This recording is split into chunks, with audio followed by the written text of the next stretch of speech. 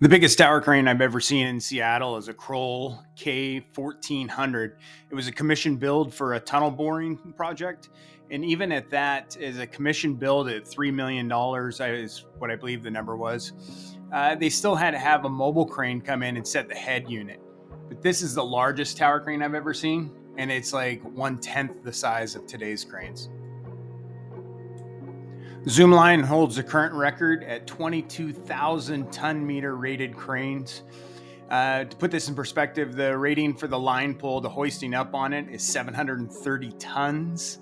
And when they did an overload test at 125%, it came out to 912 tons of capacity. Cranes of this scale are for infrastructure projects. On this scale, they're only there so that they can build everything off to the side somewhere else.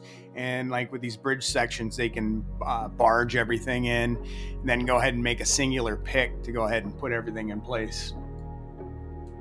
Cranes of this scale will only serve a few projects, and then they'll be basically mothballed because there won't be that many projects that'll go ahead and use a crane of this size. It's too expensive to move, too expensive to erect, too expensive to purchase. The only place for these long-term would be in a dry dock situation where you can build sections of ships and fly them in at one time.